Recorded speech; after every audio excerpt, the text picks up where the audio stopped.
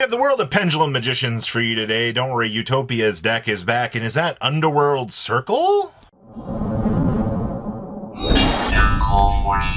Make sure you guys smash the crap out of that subscribe button so you guys don't miss out on more Oz content. I think that this is just hilarious. Dark Magical Curtain being able to bridge into the new Astrograph is pretty much peak material, actually. And, you know, I will give them some credit. It puts the monster on the field, gives you a lot more turbo ability. And, I mean, it's just the fact that you can find the little bits and pieces that you want. Maybe you need to find the horoscope as well. I mean, you can do so with this. The fact that this card was made to work in multiple decks was just great Konami Insight 101.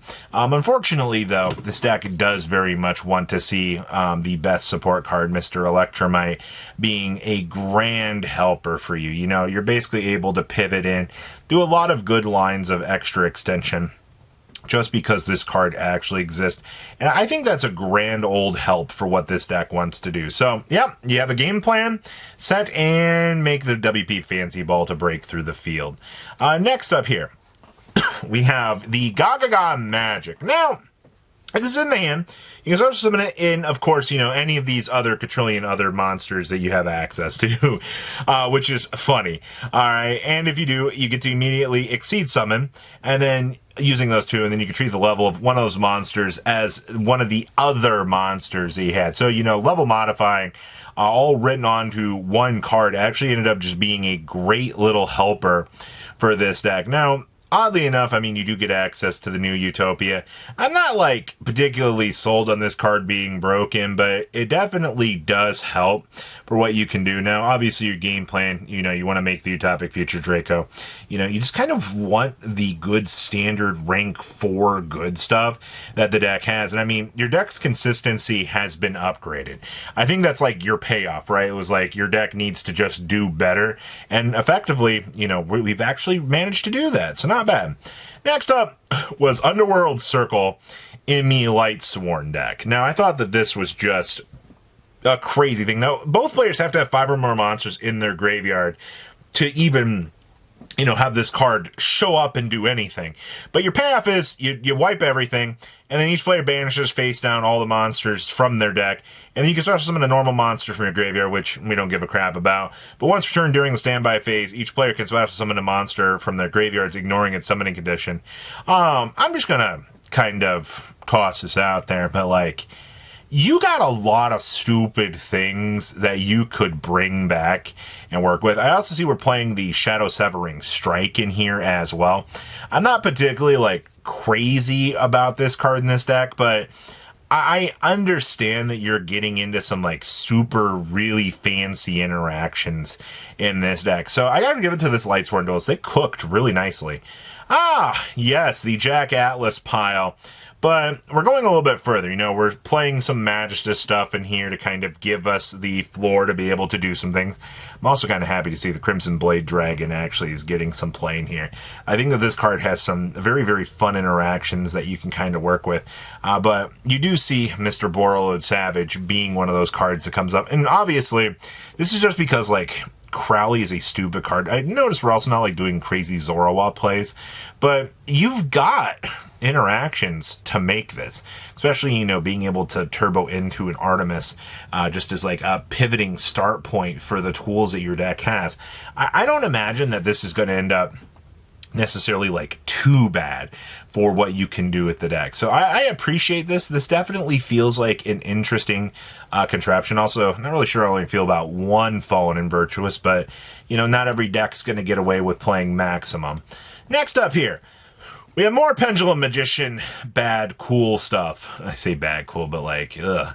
I see we're also playing a Gale Dogger in here. So this is because we are doing little independent Nightingale shenanigans. Ah, boy. You know, I'm glad that they did take care of the card that turned this into, like, a problem.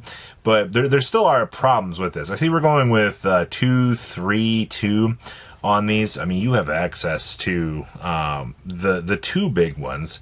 but actually, yeah, you've got the whole family here. You've got your gate to go toggle into, you know, whatever you basically need to have here. And then Astrograph's job is just to kind of see the pendulums kind of rotating through, and you're looking to kind of build a board based off of those interactions, which I don't actually hate that, honestly. I think being able to toggle through those cards is actually going to be a good help for what you want to have. Obviously, extenders are great to help you out. Next up, oh my gosh. Hi, Curtin, how are you? You're telling me that I can now search for the Witch of the Black Forest.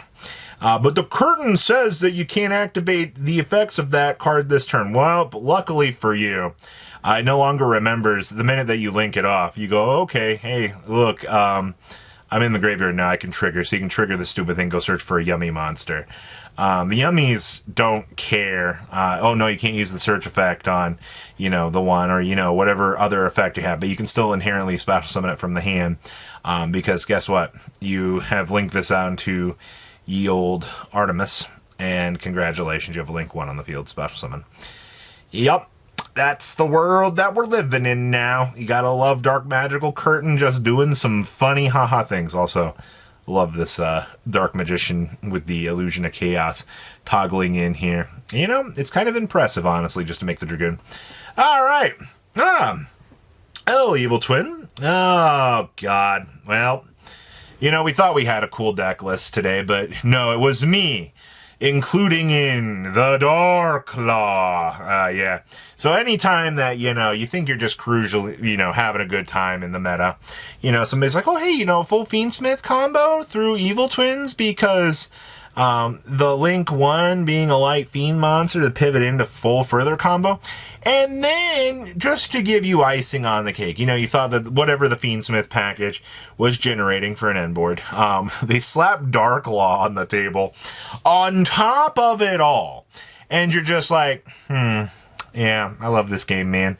This is why we play Yu-Gi-Oh! Just to lose to Dark Law and get blown out of the water. Truly a spectacle of spectacles in the modern era times.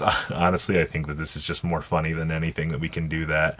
Next up here, we have White Forest Elf Notes. Basically, this is the combination synchro deck that we've kind of talked a little bit about, because your job is just to kind of use the best of all of the tools that you've got in front of you, just to kind of be able to generate like a half decent board.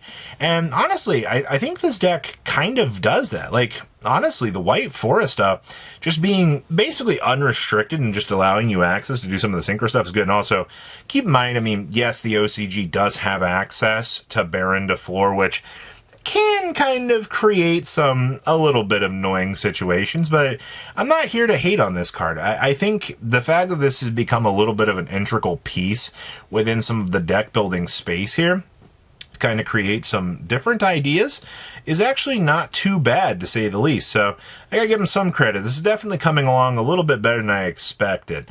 And then we've got, oh wow, these decks, these gates are just going really crazy. So we have all the power patron good stuff, but we decided to add in veilance to kind of spicing up the technology that this deck has. I do find this kind of funny, honestly, that the veilance stuff just kind of slots in very, very nicely with the existing Pendulum cards, basically allowing you a decent chance to kind of be able to do your thing. And also, you know, you're getting into these big, well, I mean, these are the only two you're really playing. And we've also got the big veilance monsters to be able to roll through and kind of help out. But I'm more impressed, like, the more these Pendulum decks come up. Like, obviously, you know, Electromite does allow a lot of cool creativity to kind of spawn. But, like, you gotta give them some credit, man. They have been cooking with Pendulums for a while. I wish we had, honestly, bring back Electromite at this point so we can watch people cook with some of these really, really cool Pendulum lines. And then our last list here is Kewl tunes.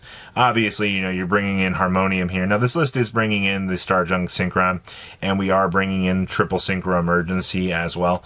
You got to remember, this card actually does give you some board ability to set up. I see we're also playing the Stardust Victim Sanctuary down here, which is kind of interesting. I'm not seeing a lot of play with this card.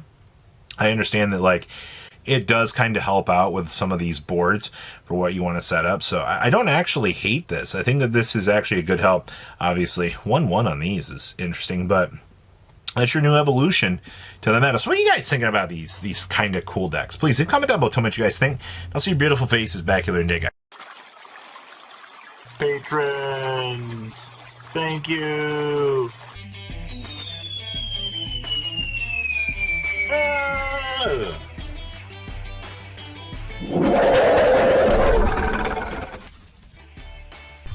Thank you so much for watching. Check out these other videos.